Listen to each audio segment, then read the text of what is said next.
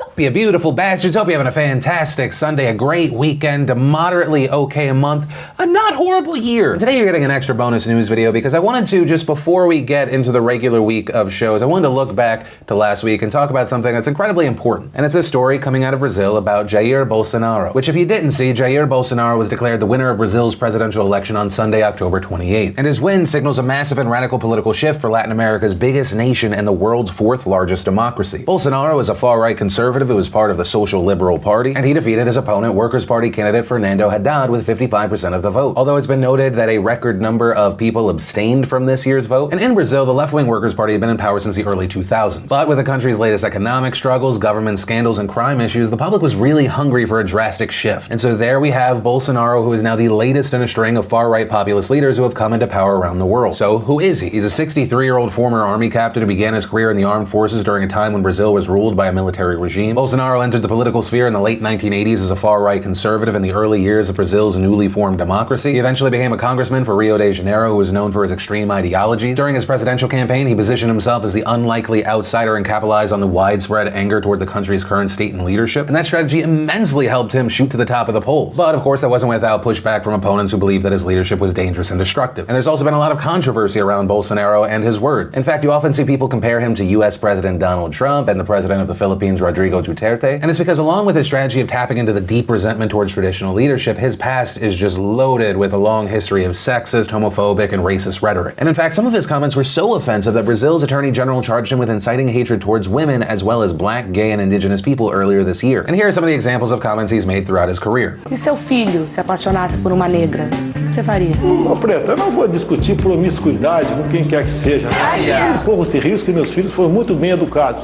Eu fui no quilombola em Eldorado Paulista. O afrodescendente mais leve lá pesava 7 arrobas. Não fazem nada. Eu acho que nem para procriadores serve mais. And he's called allegations of racism against him baseless and once responded by saying, "For the love of God, you can't say anything in this country." Also, one of his most memorable remarks came from a 2011 interview with Playboy where he said that he would, quote, not be able to love a homosexual son and would rather have his son die in a car accident than be gay. In that same interview, he also said, "If a gay couple came to live in my building, my property will lose value. If they walk around holding hands, kissing, it will lose value." No one says that out of fear of being pinned as a homophobe. In the 2013 BBC documentary Out There, he made similar comments to actor Stephen Fry. Nós não, o povo, a sociedade brasileira não gosta de homossexual. É diferente da nossa. Agora, nós não estamos preparados ainda no Brasil, porque nem um pai, nem você, nem eu, tem orgulho de ter um filho gay. Orgulho. He also made remarks talking about addressing homosexuality with violence. Porque o filho começa a ficar meio assim, meio gayzinho, leva um couro, ele muda o comportamento dele. Also, in a video interview for Vice, Ellen Page was openly gay, asked Bolsonaro if he thinks that she should have been beaten as a child in response to his public statements, to which he responded to Page. Eu não vou olhar pra tua cara e falar, acho que você é gay. Não me interessa. Muito simpática. Se eu fosse cadete da Academia das Agulhas Negras, se encontrasse na rua, ia te assobiar pra você. Ok? Muito bonita. Also in 2015, he told a Brazilian newspaper that men and women should not receive the same salaries because women get pregnant, saying, quote, "Because women get more labor rights than men, meaning they get maternity leave, the employer prefers to hire men. I would not employ a woman with the same salary of a man, but there are many women who are competent." In a public speech in April 2017, he said, "I've got 5 kids, but on the 5th, I had a moment of weakness and it came out a woman." Also, probably one of the most viral clips of him shows him arguing with a congresswoman after she called him a rapist. Jamais isso pra você que você não merece. Olha, eu espero que não olhe uma boa. Dá, eu te dou outra. Dá que eu te dou outra. Dá que eu te dou outra. Dá que eu te dou outra. Dá que eu te dou outra. Dá que eu te dou outra. O que é isso? Mas o que é isso? Você me chamou de estuprador? Você me chamou de estuprador? Você é uma imoral. Ah, vagabunda. He also repeated those comments to a newspaper, adding that he was not a rapist, but if he were, he would not rape the congresswoman because she is ugly and not his type. He even ended up being ordered by a Brazilian judge to pay a $2,500 fine because of this incident. But it's not just those kinds of things. He's also been met with criticism because of his long-held affinity for Brazil's past dictatorship and military tactics. In 1993, he delivered a speech before the lower house of Congress calling for its closure, saying, "I am in favor of a dictatorship," and adding, "We will never resolve serious national problems with this irresponsible democracy." And in fact, some of his comments suggest that he actually believes the dictatorship didn't kill enough. Isso só vai mudar, infelizmente, quando um dia nós partimos para uma guerra civil aqui dentro. Né? E fazendo trabalho que o regime militar não fez, matando os 30 mil. And he even went on to say that the mistake of the dictatorship was to torture and not kill. And so we saw Bolsonaro's comments and ideology sparking outrage in Brazil with protests against him. One opposition movement, largely supported by women, used the slogan "Ele não," or "Not him."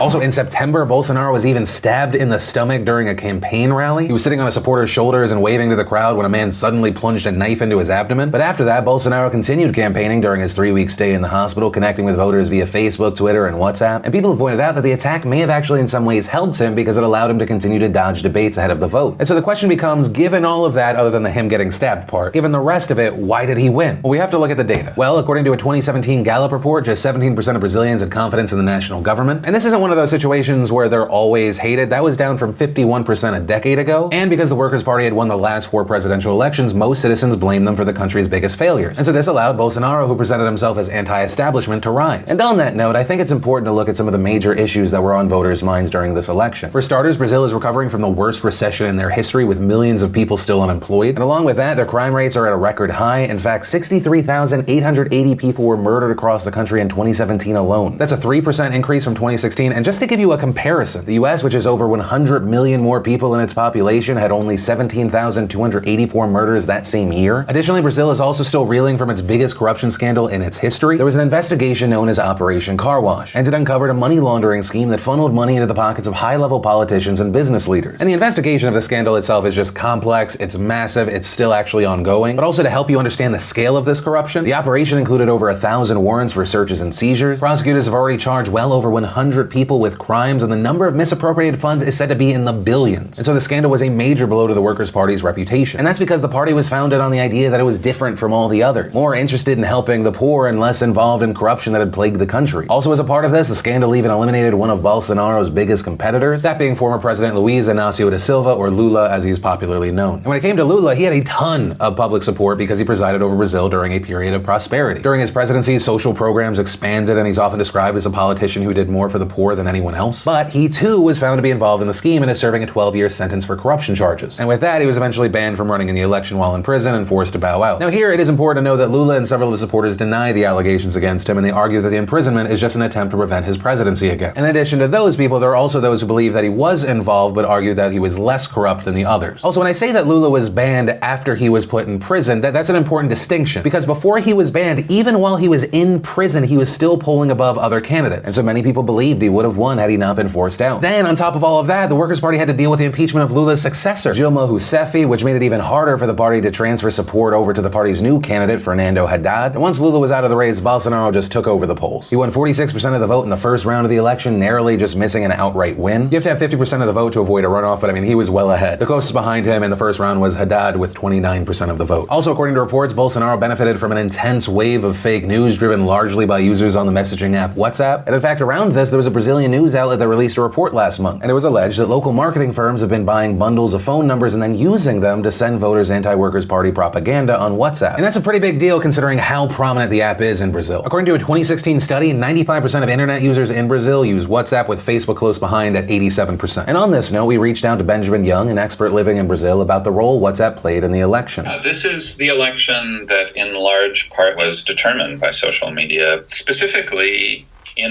by WhatsApp. So Facebook and WhatsApp were both very important. Every Brazilian family that I know has its own WhatsApp group, and it's there that opinion formation has happened in the last several weeks. And unfortunately, the difference between WhatsApp and Facebook is that Facebook is a little bit more public. So if I see, one of my friends has posted something that I know is fake news on either side of the political spectrum, I could at least chime in and say, post my comment and say, wait, I could post a link to clarify. But with WhatsApp, you can't do that unless you're a member of the group. And that has allowed an incredible, disturbing amount of fake news to transmit and circulate. For example, as late as Saturday, I don't know if you've heard about this, but there was a video circulating that suggested that Fernando Haddad wanted to promote a gay kit, a kitschy gay throughout Brazil that would basically promote homosexuality in the classroom as a good idea, which is utterly ridiculous.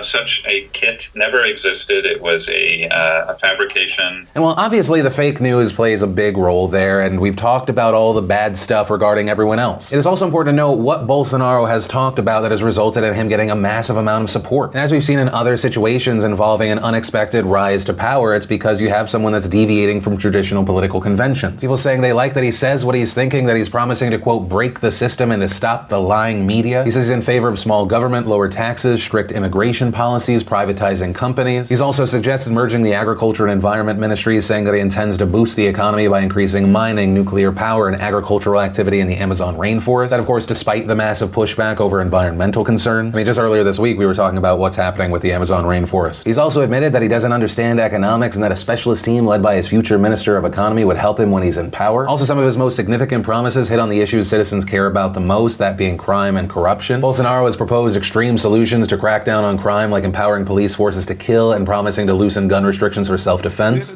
We have to guarantee self-defense for the good citizens. If one of us, civilian or soldier, is assaulted, if he shoots the attacker 20 times, it serves them right. He must be decorated, not judged. Uma arma, mais que defender a nossa vida, defende a nossa liberdade. He's also consistently spoken out against political parties whose members were involved in corruption, and he's been especially vocal about his support for the impeachment of the former president, leading protests against her, voting in favor of her removal from office. And when it came down to people actually voting, the individual voter, we saw something that's reminiscent of other places. Many voters looking for a drastic change and looking at policies and promises and seeing that as a reason to disregard the rest. And this is something Benjamin Young hit on as well. Now, you might ask, how could Brazilians, any Brazilian, possibly vote for a man who speaks in that way? Well, one of the, and I've asked this question to everyone I know, including in the working class communities where I do my research, and a typical response is, well, he's just joking, whatever. Brazilians like to joke. So you hear a lot of people saying, we shouldn't take it seriously. Yes, he said those things. Those are just the kinds of jokes that anyone would make. Or they'll say, and I heard this a lot last week, an acknowledgement that it's deeply problematic the way he talks about gays, women's, blacks, and Northeasterners. But to say, weighing that against a guy who will finally resolve political corruption in Brazilian society, it's worth it. Even if we're going to elect a homophobic, sexist, racist guy who disrespects the Northeast, it's worth it if he can bulldoze the political system and bring in something new, because only after that happens is there any possibility of a better life for Brazilians. Now, again, I want to be clear that I'm not defending that perspective. I think that's simply his way of getting votes, and he won, so it worked. But I don't at all think that the way he has spoken about women, blacks, and gays is a joke. But still, for many Brazilians, his troublesome rhetoric is less of a focus on the issues he promises to fix. And so in the eyes of his supporters, Bolsonaro is the alternative to the leadership that has failed them in recent years. Mulher morrendo, homem morrendo, criança morrendo, bala perdida. Ninguém aguenta mais isso. Se tiver que acabar com tudo isso, vai ser bem-vindo. But to those who oppose his win, he's just a reminder of Brazil's dark authoritarian past. Tô aqui lutando, não por mim, mas pelo Brasil, que não merece essa ignorância.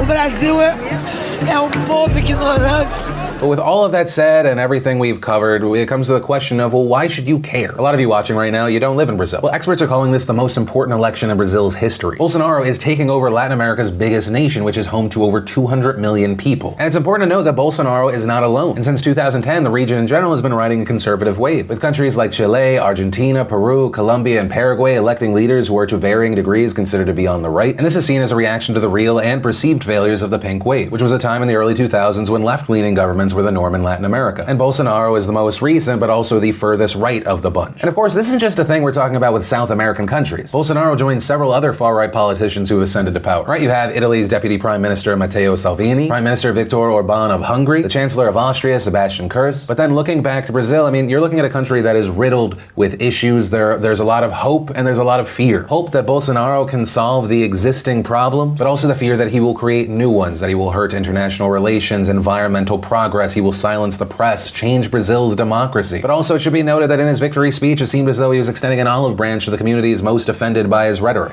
Liberdade é princípio fundamental. Liberdade de ir e vir, andar nas ruas, em todos os lugares desse país. Liberdade de empreender, liberdade política e religiosa, liberdade de informar e ter opinião, liberdade de fazer escolhas e ser respeitado por elas. Este é país de todos nós, brasileiros natos ou de coração. Brasil de diversas opiniões, cores e orientações. Como defensor da liberdade, vou guiar governo que defenda e proteja os direitos do cidadão. But of course, words and actions are two different things. And so it'll be interesting to see if Bolsonaro was pandering during campaign season or if his stances do represent his true political goals. And these are things that will ultimately become more clear once he takes office on January 1st, 2019 for his 4-year term. But with that said, that is where today's video ends. And of course, like with every video, every story I put out there, I want to hear from you. What are your thoughts on this situation, both locally to this specific election and internationally? Also, do you look at this election, you look at this story, and you feel a little bit like it's history repeating itself from somewhere else? Any and all thoughts you have, I'd love to know in those comments down below. Also, for the 3 of you that made it to the end of this video, thank you. If you like getting these extra videos, let me know by hitting that like button. Also, while you're at it, if you want more shows in the future, be sure you hit that subscribe button. We normally do a Monday through Friday Philip DeFranco show, and we've been trying to add videos on top of that. But with all of that said, of course, as always, my name's Philip DeFranco. You've just been filled in. I love yo faces, and I'll see you tomorrow.